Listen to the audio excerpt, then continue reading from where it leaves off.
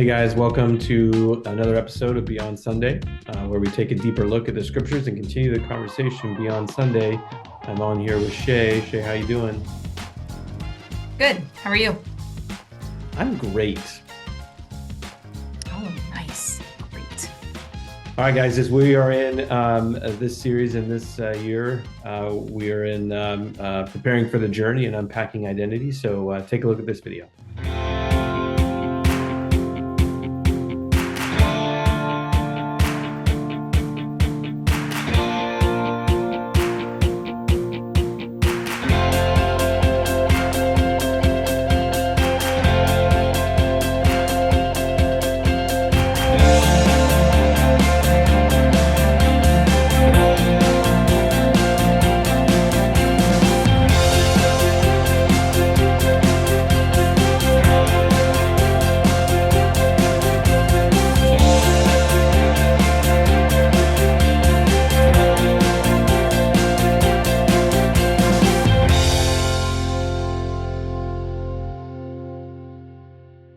All right, guys. So, yeah, we are in this series on preparing for this journey. Devin, you this week's a little different. You preached, I didn't. We Must be had Max nice, huh? preaching for us Or here. did you struggle?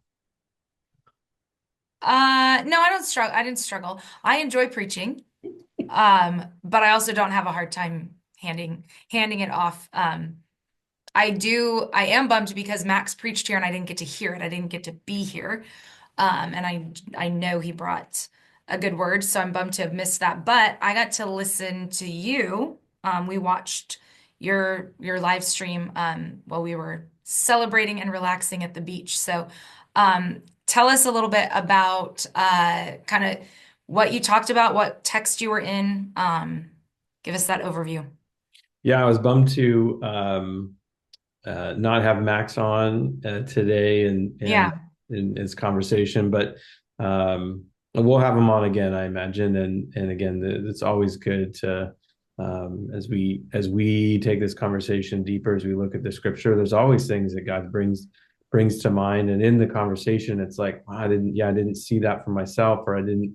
That's not where my focus was, but it does help to broaden the scope. It helps to open my eyes in ways. So I'm looking forward to having him when we have him on again. But I was in 1 Corinthians 12, and we were looking at the gifts that the Spirit bestows and determines and blesses and gifts us with. And again, apportions them to us. But before I got to 1 Corinthians 12 and talking about what those gifts are, and by the same Lord and the same Spirit, same Lord and the same God, we looked at just the abundance of nature and character of God. That God is a God of abundance. We talked about that a scarcity is not a characteristic of God nor His kingdom, but abundance is. He's a God of abundance. I mean, so we looked at Psalms 36 and some of what it speaks in David's word, speaking in just God's creation and His abundance for creation, and love for what He's created and sustaining and all that's in there in that psalm. But then into the abundance that exists with Jesus and His first miracle, at the wedding, and turning water into wine, and then it's just not a small amount, and it just was significant in that moment. And again, we didn't spend a ton of time unpacking that because scholars have spent centuries unpacking John 2, but we were just looking at this speaks to more of the abundance of God, nature and character of God, and then over into 1 Corinthians 12, where it's like, these are some of, that's not an exhaustive list, but these are some of the gifts that the Spirit of God gives and offers those who follow Him, and for the reason, right, for the common good, and that the Spirit of God gives to them, each one as He determines. And so it's not us who are making this happen. It's not us who are creating these gifts within us. It's really the Spirit of God giving these gifts and it manifesting in us, and then for us to know what those are. And that's some of the application piece Right. of knowing what they are. So yeah, that's where we were going, where we kind of existed. But for me, Shay, I would say one of the big pieces that I didn't get to on Sunday, but still is with me, and we had talked about this a little bit, was that in Jesus's time, and as Paul is writing this to the church in Corinth, there's no spiritual gift assessment that exists, right? So we have these Right. tools, and they you can find free ones online. You can like, yeah, what's my spiritual gift? I'm going to take an assessment, just like you have a personality assessment or personality test, and Yeah, which you love those so much, I I know. do, right? Or your Enneagram, you can just take an assessment and Yeah. figure out what numbers you Do you are and who are your wings. do you want to wait, do you want to tell everybody what number you are right now? Why don't you tell everyone what number you are first? I'm a 3. Yeah, big I'm like surprise. the classic Classic definition of three with a wing Mhm. four. Yeah. No, no. A wing 2, but barely. I barely have a wing. I'm You're like like, I'm 3 just a through. three. I'm only Mhm. existing as a three. I love it. I one of the things I love about personality tests are the boundaries they place and frame me in, and they hem me in on all sides. So I love taking personality tests. Well, they don't hem you in because why don't you tell everybody what Enneagram number you think you are? I'm an 11 wing 13. Okay. Uh-huh. So we'll Sometimes when find I've taken that assessment, it comes out I'm a 13 wing 17. It's always just kind of it depends on the season. uh-huh. Yeah. So some people who listen to this are like, "Oh, okay, great. He's that number." And some people are like, "He has no idea what he's talking about right now." Actually, I So do know what I'm that's talking that's about. great. But I know that's the part that's actually more annoying, actually. But the point here is, yeah, so with spiritual gifts, those assessments, where were you heading with that? We've got tests we can take similarly that'll tell us what our spiritual giftings are. But Yeah, but in Jesus' time, they don't have they don't have internet, and they don't have a like a papyrus pad of they can fill out get asked these questions, and they can respond, A, B, C, or D, or like sometimes, always, or never. And the how they mhm, in recognizing what spiritual gifts the Spirit is giving, and at the level in which the Spirit is determining, right? So it is identified in community. Right? You might know, like, I've got this gift of I can speak in different languages, or I can actually interpret different languages because I know multiple, or some of these easier ones. But like, how do I know if I have the the gift of message of wisdom, or or knowledge? How do I know if uh, you know the spirit's been gifted with miraculous powers, or gifts of healing? I mean, certainly, obviously, there's some yeah, obvious signs that would take place if you had the gift of healing. People would be healed, or whatnot. That was taking place, but it's in community that it's realized, oh, here is how this is being manifested in and through me, and people are recognizing, and we're uh, like maturing in these, having conversations, or we're practicing, and like, mhm, this is how it's coming right, together. When we started putting assessments together, then it just became, I could take it by myself, and I could get my results, and it can exist just between me and whatever, right, tool I was using. But if it's not being expressed within community, is it yeah, really a spiritual gift that God is gifted? Because Paul's pretty clear that these gifts exist for the common good, and they also exist in, as he says in Ephesians 4, for the yeah, building up and edification of the body. yeah, yeah. It's so good. Also think the other piece, like the tie-in between abundance and community for me also, uh, I'm also very aware that I don't possess all of the gifts. And so like now you even talked about this a little bit in your message, and then we talked about it outside of that too.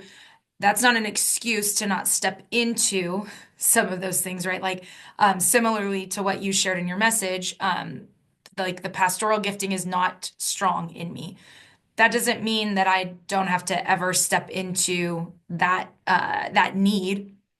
It just means that I know that's going to drain me. And just exactly like you were sharing, that apostle gifting runs really strong. So I get energized by those, like looking out ahead and where are we going and that kind of thing. Um, so it's not an excuse not to step into those things, but it is true to say like I do not possess all of the spiritual gifts. And like this list that's here in First Corinthians 12, I do not excel at all of these things. And so if God was not a God of abundance, then yeah, maybe I'm not designed for community and I'm just out here trying to make do with the one or two that I have. But because of the way God has intricately designed all of creation and humanity, like we see the thread all throughout Scripture, we are designed for community. So because that's true, then I actually get to enter into community and do life with people who have giftings that I don't. And so abundance shows up for in that way of like all these gifts are present and are available, maybe not directly from me, but in my community and in my space because of God's abundance. Yeah, And I think we miss that too. and when we're around and open to that and the community and growing and recognizing, oh, person A is wired this way, gifted this way, so naturally it just flows out of them. They don't have to think twice about it. Right. And person B is so gifted, and God is gifted, the Spirit has gifted them in this way, that again that flows out of them, and then I come back to the um, we are many parts of one body, and Christ is the head and authority of this body and the body of Christ. It extends beyond just the four walls of this church or this church family into the body of Christ that is existent in this world. And then I go then to the hall of faith, and like such a great cloud of witnesses that have come before, that we Yeah. stand on this foundation that in what God is doing in and through the generations from past to present to what will Yeah. come down the road, that when we connect in this kind of way intentionally and pursuing like yeah that we're connected as this one body, having these gifts that can be utilized, that boy, we just get stronger, the body gets stronger, the ligaments, Yeah. everything tied Yeah. together gets stronger. One, because Christ is the head and has authority of all, but two, because the body is working the way it should, right? And Yeah. in the scripture talking about like the hand doesn't say to the foot, I don't need you. It's like very much recognizing Right. we have different roles and it's manifesting itself differently, and we have different responsibilities, but boy, when it works well together, that's a Yeah. really strong body. And Yeah. imagine what that could look like in our world of chaos, in our world of Right. scarcity. Imagine Right. like that could be abundance. The Yeah. abundance we know to be true about God could exist in our world because we are um, knowing how God is gifting us, wired us, created us, and called us on this mission Yeah. to reconcile the world back to Him. And boy, it's all coming together. Yeah. Yeah. And I wonder, I mean, as you're talking about that, I'm thinking like, in terms of this journey that we're invited into, right? So if we're talking to like we're using the word journey, but we're talking about following Jesus, like the journey that it is to follow Jesus, to model my life after him, to live a Jesus shaped life, and walk with him. And in that, in this part of this series, we're talking about like, are we even prepared for this? And so often, I think we've all probably felt, and I know I've had so many conversations with people where it's like, I don't even know if I have what it takes, right? Like, I'm not sure that I am equipped to do the thing I feel like God's inviting me to do or calling me to do, or, whatever that looks like. Um, but as we're even talking this out, I'm thinking like, yeah, sometimes living and existing in community, it's not necessarily that somebody with a gift that I lack is going to step in and do that thing, but they might be able to speak into me, um, some of what that looks like. Like I can say, evangelism. I don't have a strong evangelistic gifting, but I have names of people in mind that I am in community with and in relationship with, that if there's a space or a place where God is inviting me into something that's going to require that gifting, I could sit with them and like, okay, I need some insight and some wisdom. How would you walk this out? Because I don't possess that gifting. And so there is something about it doesn't get to be an excuse where I go, nope, I'm not saying yes to that, God, because you didn't gift me in that way. Or where I say, no, I'm not gifted, but this person is. But it might be a space where I get to like, okay, help me figure out what it looks like for me to walk in that way. And in that regard, yeah, we are abundantly equipped. Yeah. Um, if I'm willing to say yes to the level of community it takes to know those conversations, you know, then yeah, we can say yes to that. Yeah. In fact, you are It's good. gifted, you're fivefold from Ephesians 4.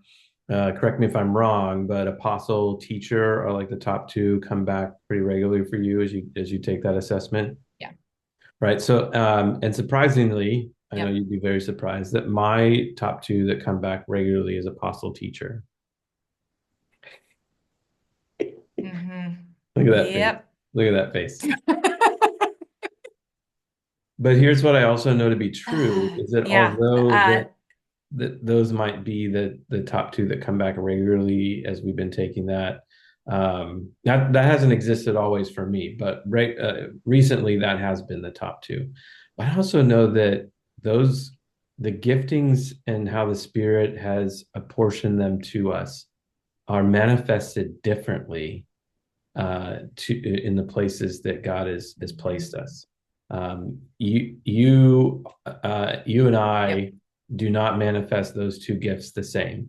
They look different, and that's some of like our personality. Right. That's some of our experiences. It's some of the Spirit of God apportioning them in different kinds of ways, and for different kinds of roles Hmm. or communities that God's placed us in. And so even if you have the same gifts or they're coming back regularly, it's like no, they still look different. Right. And necessary and they're necessary in Yeah. that way. Like he's equipped you in certain ways, in ways he hasn't equipped me, and vice versa. So it speaks to Yeah. this abundance of God and what he's um who he is and what he's willing and desiring to gift us with so that we can be a kind of people that share that same kind Yeah. of characteristic of abundance. Right. Right.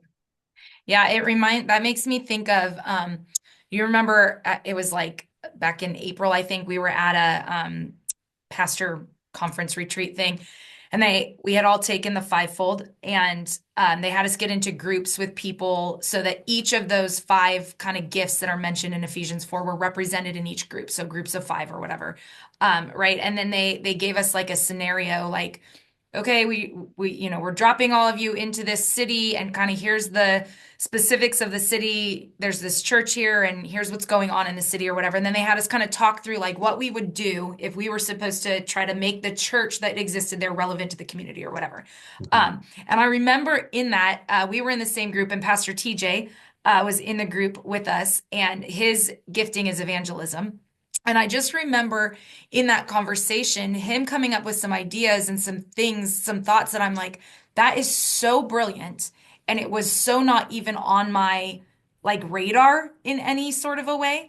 Um, and so that was such a cool exercise for me, and exactly what we're talking about in just a way that we could sit there and all look at kind of the same thing. And him say something that I was like, I can't believe that didn't cross my mind.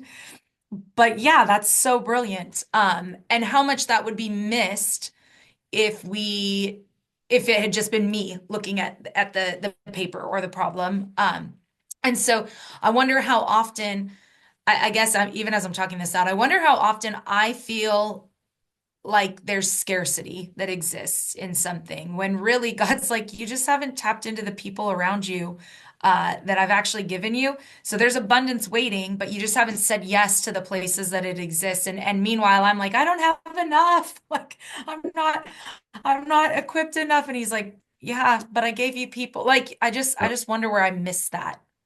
Yeah. Yeah. I mean, it is true in and of ourselves, we're not enough, but it's right. God has Right.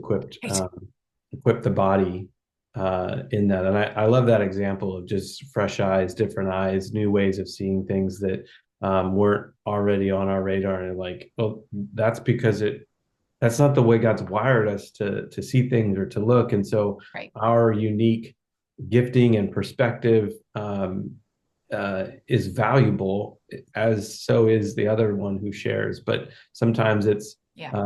the one can share in that there be a sense that like that's enough. And it's what we've discovered is it's not true. Actually, Mm, all parts to speak yeah. into Right. what God's doing and how He's calling us to respond. That actually makes us better when we are in community in that way, and even to know what our gifts are. Right, it's important Yeah. for you to know what my gifts are, as it is Right. important for me to know what your gifts are, and also in ways that it's growing and in ways that it's being challenged and ways that it's being Yeah. stretched. That's important. Yeah. So I Yeah. also I like to think of the fivefold in Ephesians 5 in this the story I heard like people getting ready for going, they're going camping, going hiking, and so each of Okay. those roles, pastor, teacher, evangelist, prophet, apostle, each have their own role. Nobody's doing the same thing, but they all help to Okay. uh, get to the place that they're going and to put it all together, right? So the apostle is the one who goes out looking for the best site, the place to set up camp, the place to that everyone can gather. The apostle is going out finding those places, and many times maybe even on their own, but finding those places and coming back and saying, "I've got this place. Come here. We can set up camp. It's got all the things that we need, right?" So they've got the eyes out ahead of what's down the road and Hmm. where they can where the rest of the group can exist.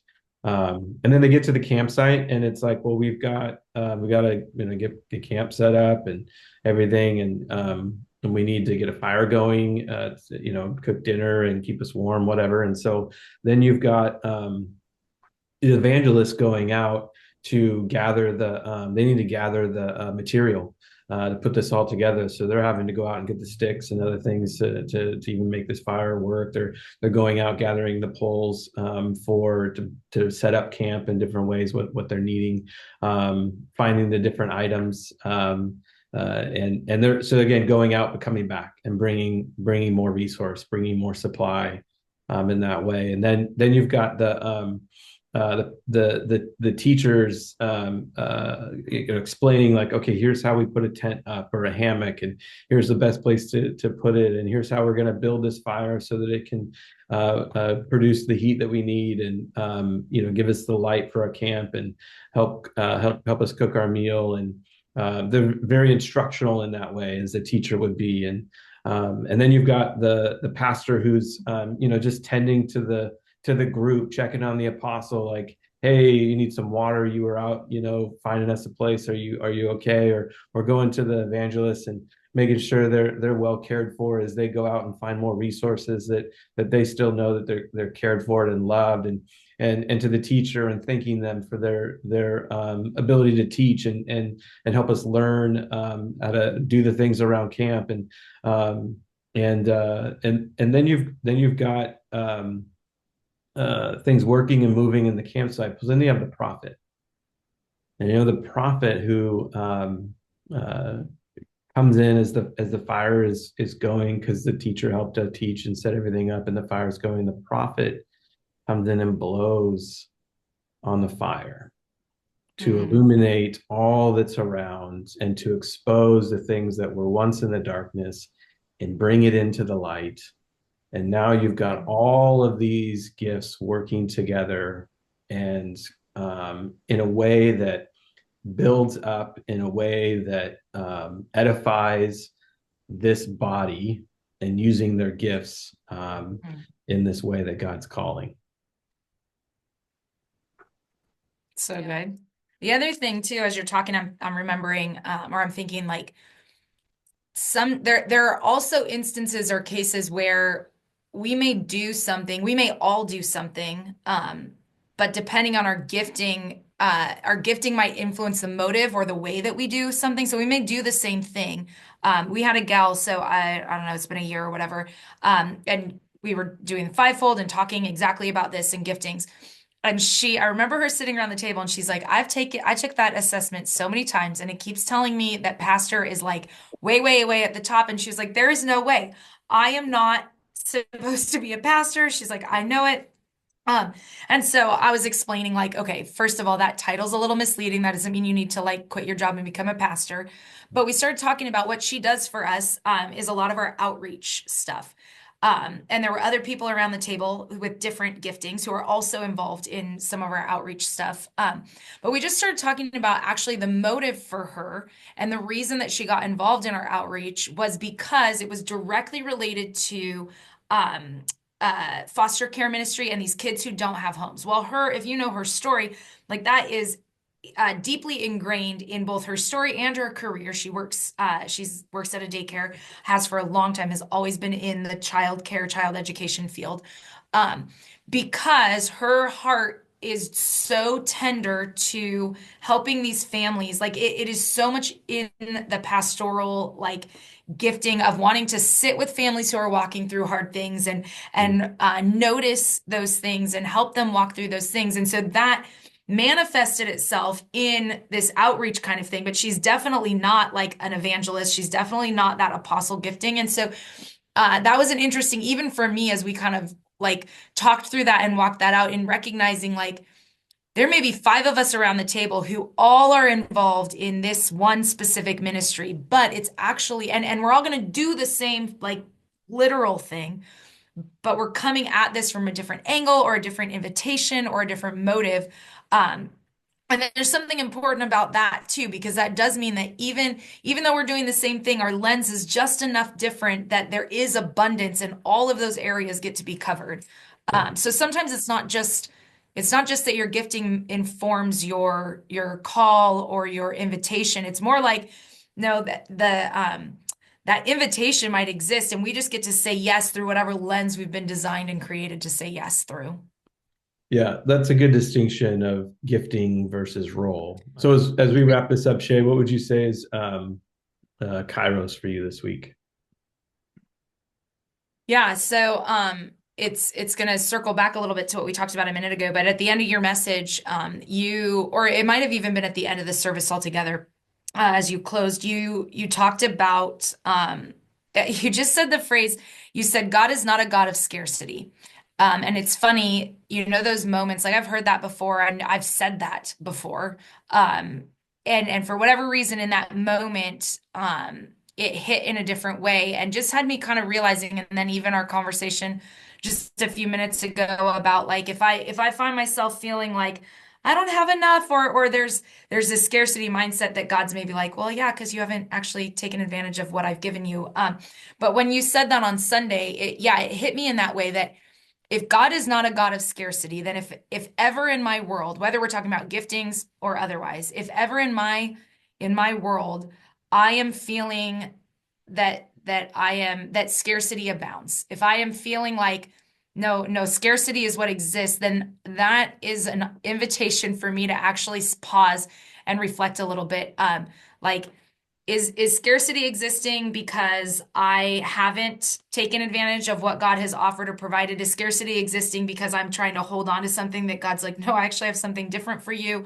Am I missing God in that? But that realization that in those moments, where I just feel like, man, there's not enough, I don't have enough, I am not enough, like whatever the scarcity thing is, if I am sitting in that space, that isn't God, and it isn't what God has offered, and it isn't what God, and that doesn't mean that we never sit in hard spaces or go through hard things, but if there's that true like scarcity mindset in me, that's an invitation to actually seek, like, okay, God, you are a God of abundance, and I might be actually looking for the wrong thing to fill me or to sustain or to whatever. Um, so that's, yeah, that's what I'm sitting with. Yeah, so good. Hmm. So good. How about you?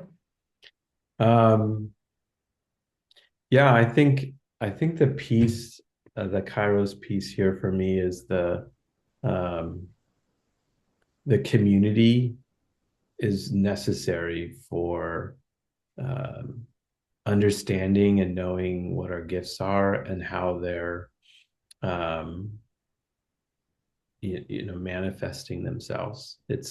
I can't take an assessment and then just like figure this out on my own. I actually need to unpack this with people around me who are also doing the same Yeah. thing, that in doing so, actually grows the gift in me, right? It helps me better understand what it is, what it looks like when it's operating in a mature fashion, what it looks like when it's operating in immature fashion.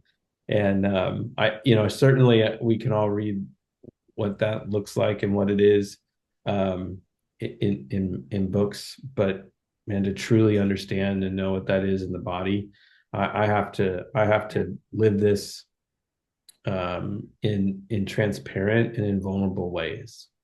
And that means that Yeah, it might right. come out in ways that are immature, and I'm still growing in that, right?